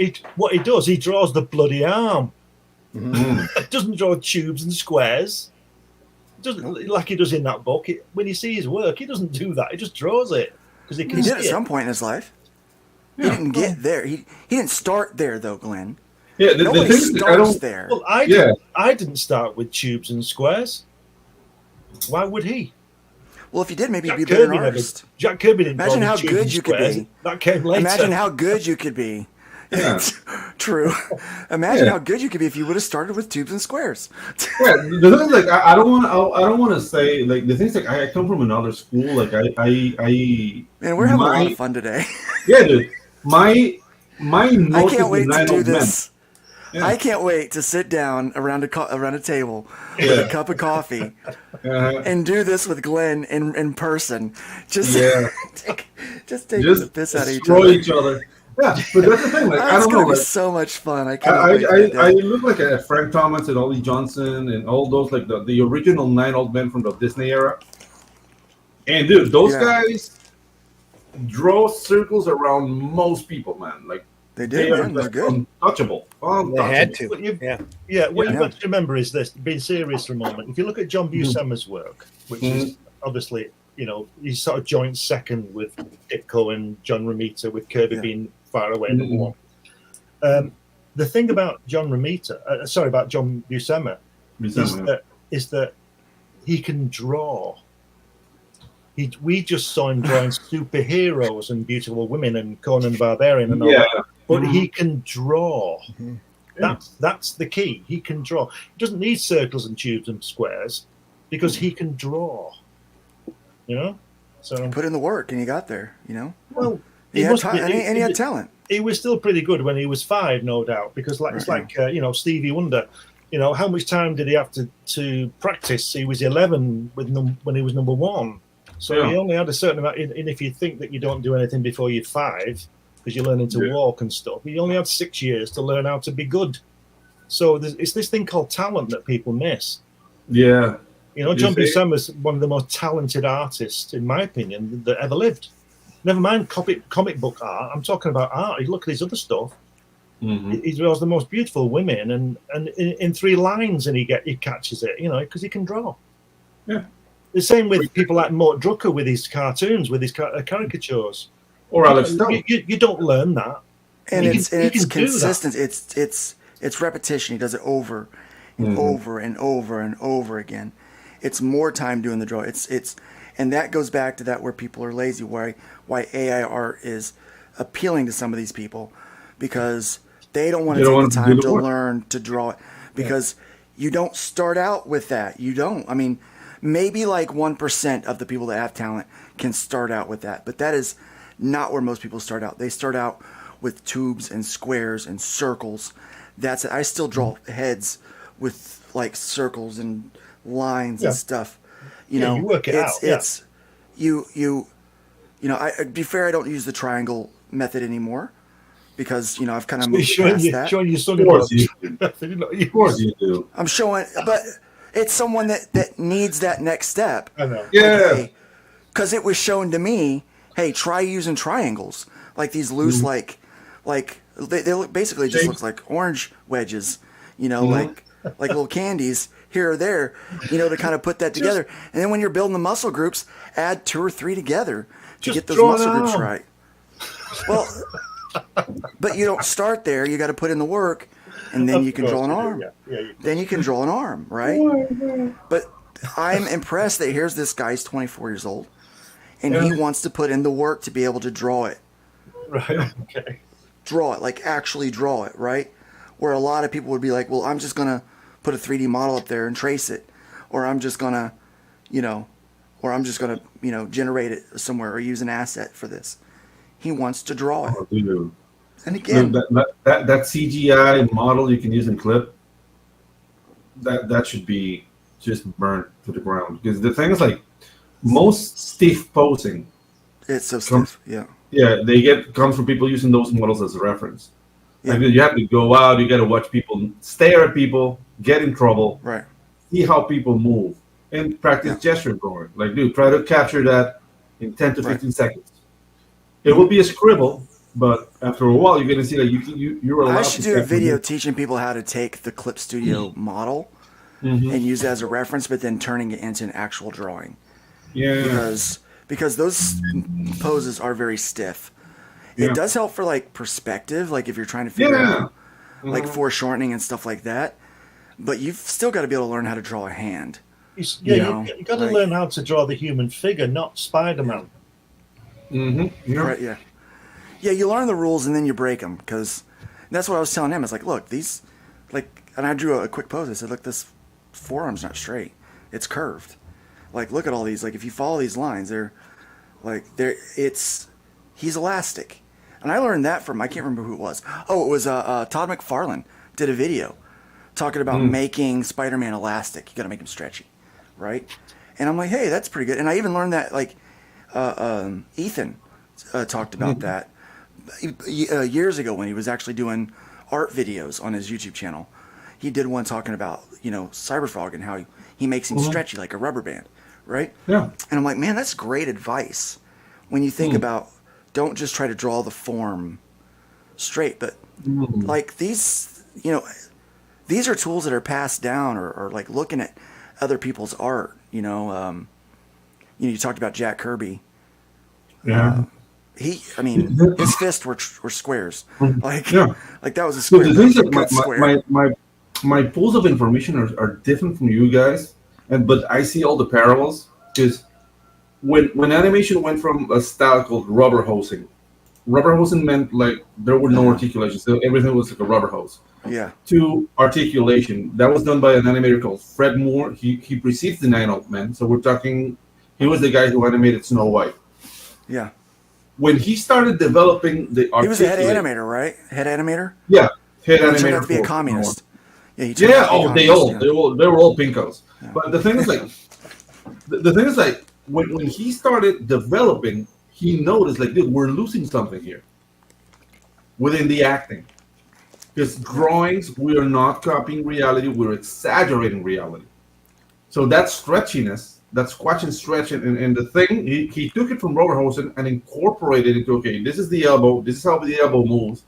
But depending on what the character is doing, the forearm might grow or go shorter because we have to emulate the action. So it's an interpretation and an exaggeration of the actions that will help the community better. So what Ethan's saying in his words and what I hear you guys saying, like, from different guys, is that same principle. Like, that was developed in the 1930s. So I don't know if that permeated intuitively to comic books, or I don't know. The truth is the truth, and there's not like, this is my truth. Like, the truth is the truth. So that's the thing. Like, maybe I don't know the names, but the concepts of what good work is have always been there. Like, you can go all the way back to the Renaissance, and you can see guys who would say, like, "Hey, that guy was a hack. This guy is good." And what's happening now, since people don't want to know, like, that's how I interpret. They don't want to know. Like, we're turning everybody into hacks. Yeah. You know, like, this is what AI is doing. It's turning everybody into a freaking hack. It's like, no, the computer's going to do it for me, and that's just a travesty. That's what I was going to say. Until they figure out how to add soul and emotion and empathy into AI, it'll always be soulless, and you'll be able to tell it apart from somebody that actually does the work. Yeah, that's the thing. How can you convey emotion without effort? Right. Without really working on it. And that's the thing. Like, I don't think a computer algorithm is going to do that ever. No. It will come from human struggle. Now, I do want to share something before we go. This is how we're going to end off today's show. Okay. I have a quote before you go for it. You go right ahead. There is a phenomenal article, if you can get to it, on rollingstone.com about Steve Ditko. That one just popped up a couple days ago, and his family, which goes into great detail about Steve's life and why he was the recluse that he was. But it also bounces between his family and a few of the bigger people, so-called bigger people in comics, like Bendis, and quotes like that. But there is a great quote here by Todd McFarlane that I wish everybody knew and understood. It said, "There are hundreds and hundreds of artists that I think draw circles around me, and yet I am going to have a better career than them. Why? Because I hustle." Hustle. Yep. It does come down to the hustle. But it is a great article. If you want to get to it, you get to it through my Facebook page. It's over at, I tried to get to it through rollingstone.com, and I hit a paywall. But the link that I've got over on my Facebook page will take you to the entire article. It's a great article. It needs to be there's been a couple of books written about Ditko and his life and his thinking. And it also points out something that I didn't realize before, and that is that Stan Lee actually turned Ditko onto Ayn Rand. Oh. Wow. Okay. All right. So I'm going to say because something. he thought it fit Steve's mindset, and Steve read and absorbed Ayn Rand and then stopped talking to Lee. I'm going to say something. Anyway. That is probably going to break your guys' hearts. Uh-oh. Oh, no. But I sometimes use AI. No! I do. Mm-hmm. I use it for video cards. There you go. When I'm trying to set up for the video cards at 10:30 at night, because I've forgotten to get it made, I'll pop into Midjourney and I'll say, "Hey, make me a picture," And so that's where our video card for the bacon, the American bacon, came from. I said, "Make the most American bacon." I don't think I even saw that. I just used your standard card the last 2 weeks. Yeah. But Luke, that's the thing. Like, are you passionate about your video cards? No, I'm not passionate about it at all. That's the thing. Like, if you're passionate about comics, if that you don't incorporate that into comics, you're home free. I also use ChatGPT to make my to make lists for me. Like, I'll say, "Hey, I need to get all this done. Can you put this in an outline?" And so I'll just type out what I want in the outline, and then it spits it out in the indented stuff for me, because I'm not passionate about that. That's clerical work. That's what I would give a secretary. So it's my secretary. Yeah, see, but I don't like to use a notebook because I'll lose that. I will lose that. Well, you keep about 5 of them around the house. You won't lose it for very long. I want it on my saved on my cloud. I save it I save it everywhere. So I'll use it for that, because it's, it's good because it's not smart. I mean, it's artificial intelligence. It's not real intelligence. But so get this out. So the first thing I did is I typed in last night. I said, just make the most American picture you can think of, and I want it in 16:9 format. That's basically what I told Midjourney. Here's what it gave me. These are the 4 options it gave me. Nice. Wow. Brilliant. That's very American. This is the most American pictures it can think of. That didn't come off of Google, did it? Dude, flag. Check this out. A flag with a farmer in a field in black and white. Beautiful picture. Yeah. Very cool. I'm like, that's really nice. Yeah. This soldier in front of this, I'm like, that's great. Like, it come up with that in seconds. And then 2 of them were Trump, and this one with the gun pointed at me. How American is that? This is what the bots think America is. This is the most American images that Midjourney could come up with last night for me. So I just wanted to share that before we head out today. So think about what the most American thing is. Crazy. What's the most American thing to you? Let's go around, and that's how we're going to close out today. Chat, let us know what you think the most American thing is.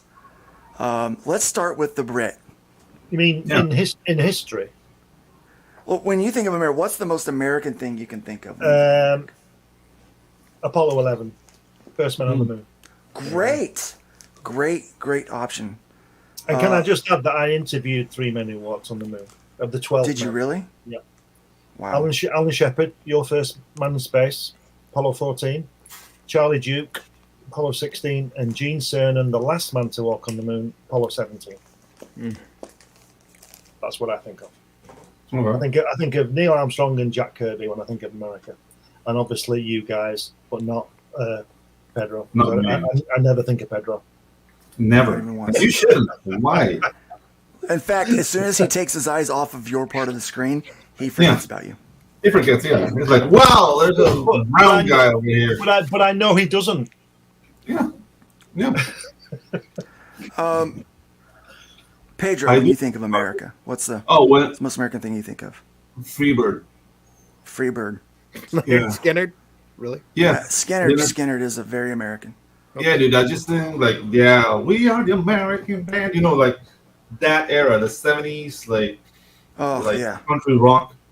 Just that. That to me is riding on a Harley with a American flag on the back of it. Yeah. Just wind in your. It's just a shame that the pilot listened to him, wasn't it? That's the shame about. Yeah, no. The thing is, like, when I was growing up, like, we had a lot of American GIs down here, and those guys represented America, and that was the music they listened to. So I would be like 14, like, hey, you want to have a beer, boy? And they would give me a beer. And they were playing like Leonard Skinner. High cholesterol too, Comet Crusader. Yeah. And like Creedence and Iron Butterfly and all those, like smelly hippie music. Yes. Just hippie music. That's American. It does feel very American. There's such a freedom about that. Freedom. Yeah, dude. A freedom and I'm going to do what I want. Yeah, dude, like you have it like free and I can. The soul of Freebird feels like having sex without protection. For some reason, because many people did. You know, you just feel like you end up itchy. Ends on a high note. Yeah, and that song finishes and you feel itchy. That's all I'm gonna say. Itchy? It's a Tom Petty song, Free Ballin'. You're so free weird. ballin'. Yeah. Pedro, you are so weird. Yeah, I know. Sometimes I just let your rants go on. Yeah. And I think to myself, what is wrong with you, man? This guy is, I don't know. I love him, but he's unusual. Yeah. You want to What's sum going up on up America in a song? That would be American Pie by Don McLean. Very good, yeah. Yep. Randy, when All you right think there. about this country, I think nothing says it more than that black and white picture you showed earlier. Farmer in a Yeah. field with a flag. That's Yeah. it. I mean, AI got it right, didn't they? Yeah, for once, yes, they did. For once, yeah. That's right. That's America. Yeah. America. You know what? For me, it's the second image. I think about Yeah, dude. when I think about it, I think the most American thing that we have are people willing to give it all for people they don't even know. Oh, that's the farmer still though. Yeah, well, that's not just unique, without is the it? gun. Yeah. I guess it's not unique. No, it's not unique. But His farming souls. and I think and I think about steak and whiskey. Yeah. You know, just and The guns. drink. Yep. First Amendment. Mm-hmm. It's quite interesting that you should say that, Luke, because none of the things you said are unique, and I said the First unique Amendment one. defines us. I said the unique one, landing on the moon. Nobody else has done that. Right, Glenn else has done it. fight a fight Or by did we? himself and he Or wins. did we? Like, I love him. Or did we? No. But honestly, I do think. I think the First Amendment. So my serious answer: the First Amendment. I think the First Amendment. There you go. There you go.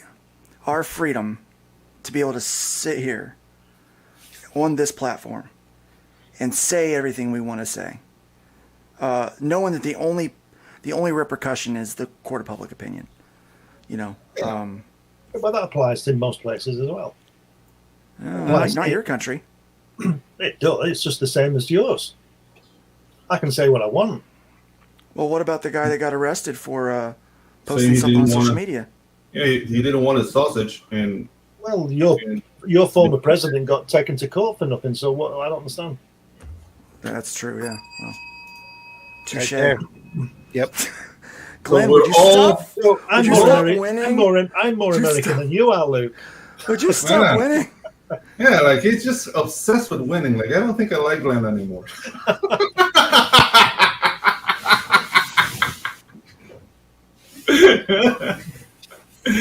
Anyway, I started blasting. Bang! Comic Collector says New York Times says First Amendment's out of control. That's the entire idea. Pues, hermano. There you go. And it's, what a joke of a newspaper. Says absolutely right. You know That's what? the whole It should- idea there's behind the the First point. Amendment. It's the freedom. Yeah. Yeah. So yeah, that's why I'm wearing my most patriotic shirt that I wear. It says the First Amendment defines us. The Second Amendment protects us. There you go. Because if you're going to have a First Amendment, you better have a Second Amendment. You know. If you're going to have the freedom to say whatever you want to say, you better have a way to protect yourself. Rabbit Hole says Because it's don't gonna come make at people after you. don't come at Glenn unless you come correct. Correct. Yeah. Like, I can't the Second take Amendment Glenn. The The thing Second is, Amendment, especially if you're short, you need the Second Amendment. You're like a short. seriously, the scary thing is that the First Amendment is what the so-called enemy are using to end your First Amendment. Yeah. Yeah. It is. It's what they're trying to do. It's crazy what's going on. But so Well, it's like all civilizations, you can't exist for very long without it starting to become warped. Yeah. We're Today, lucky we've Glenn- been around as long as we have. Empires crumble from within. Yep. Yeah. They always do. Today, Glenn has been like the final Right. boss. No, he's been right all the But time. I've had to Nervous. restart that level so many times today with Glenn. Yeah. You say. Nervous. Glenn back. I think it's because Glenn woke up earlier than I did. There we are. Yeah. Man, it's like midday where he is or something. Like I don't know. No, He's it's too awake for nearly that. four. It's nearly 4 o'clock where I am. There you go. You see, he's winding down. Guys, let's watch this. Car Game. comes two different ways. Here you go there.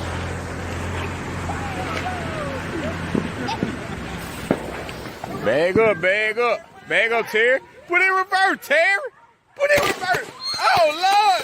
Lord, Jesus. Oh, Lord. Oh, Jesus. What you doing, Terry? Terry, what you doing?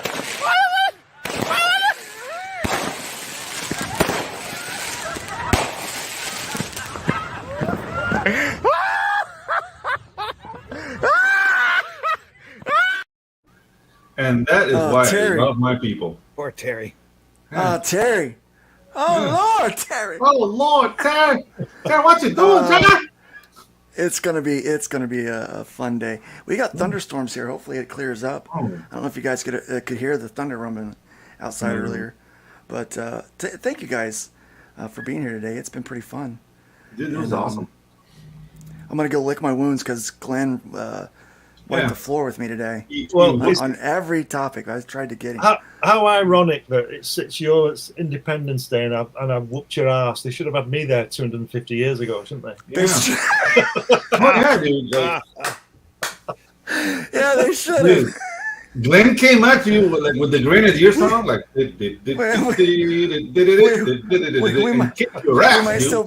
we still might be kissing the king's butt. Yeah, Glenn was there. Here comes the Grenadiers. Is it like it means you're a catcher, not a pitcher.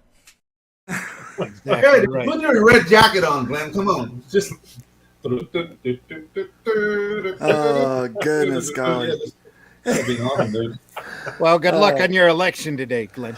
Yeah, dude. Oh, yeah, best of luck. Best of luck. Cornwallis. Cornwallis. It's like Russ said right at the top of the show.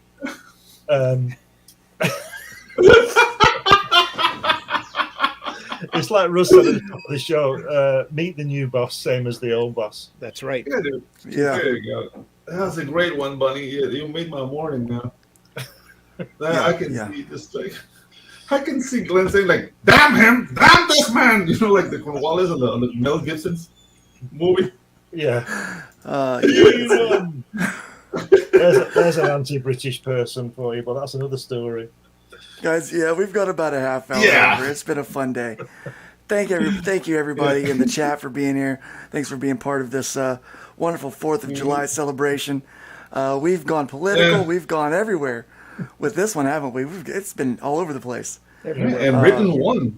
Remember, guys, buy comics. Buy some comics. Read some comics. Buy alternative and independent comics, especially ours. Aerocomics.store. Aerocomics.store. Don't forget to check out the membership we have over there. We're sending stuff out there. This weekend, I'll be adding more. The beginning of next week is gonna be all.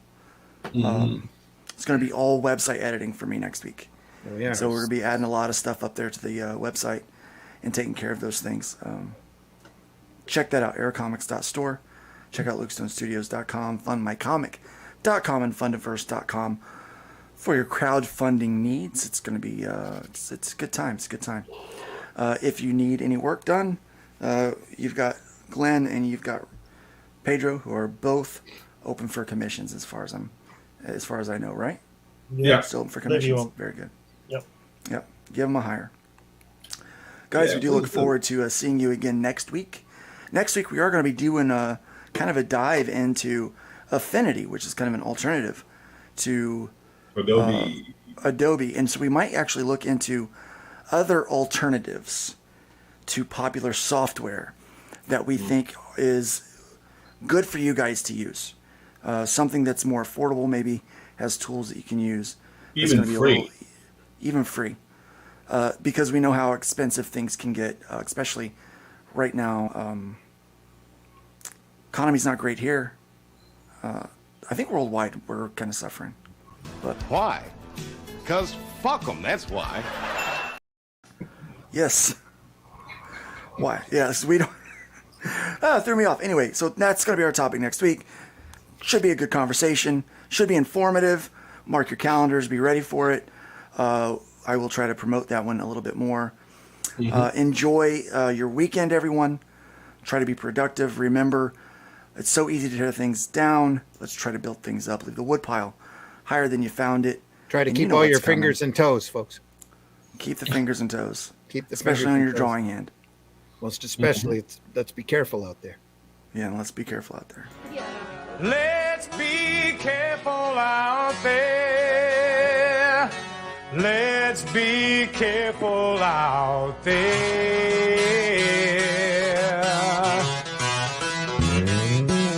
We had a 187 at the 7-Eleven on the corner of 4th and Main. 2 Caucasians of the persuasion for the bullet through the cashier's brain. Moving on, I see it to 11. Half a dozen 459. 218 double user GTA. Civil miscellaneous crime.